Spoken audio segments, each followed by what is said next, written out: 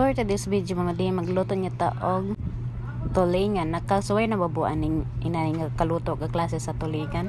Kung wala pa panuway mo. Bitaw lami bitaw siya inani karon lang pud ko kuan nag-eksperimento na pud ninyong madi. Dire kay ako lang ni siya gibonlisan dayon gikuha anako og mga bukog. Sa bangos pud maning mandi lami pud ni siya inanaon. Butangan na nato dira asin mga madi dayon paminta and then paprika. Tapos atoan na siya hilot-hiloton mga madikay aron makuan. Butang po na natog manchik sarap mga madikay para malinamnam mga atoang sudan. Lahira man gud ihatag sa magic sarap, di ba? Lami kay siya. Tapos atoan ang hilot-hiloton dira mga madikay para mo observe iyahang lasa padung sa sulod. Dayon atoan ang kuanon.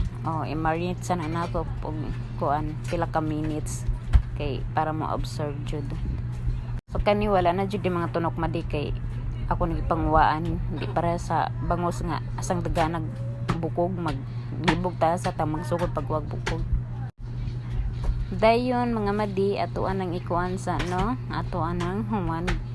Mintras gamarinitaan na maghimota og butter, magkuantag duha ka harina, duha ka luwag, dayon butangan nato og paminta naghihikahos ng paminta nahurot ang paminta. Butangan nato og magic sarap, dayon butangan pod nato og paprika din turmeric powder para pang color para lawi pod.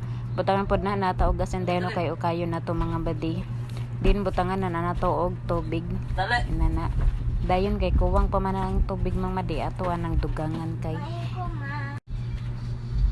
Din dugangan na natong tubig mga madi kay kulang pa man na.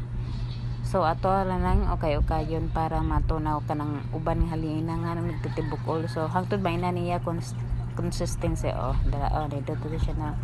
Dayon mo gamit pod ta og breadcrumbs dre katong salinin nato paghimo og kuan. Dayon nato na itulog dirato ang gimarinate nga isda and then ibutang po na nato sa breadcrumbs. Ito anang kuanon pud sunog ba pwede pod mo gamit diri og itlog kung ganahan mo pero ana ko ni gamit diri og itlog kay gasto ra pod.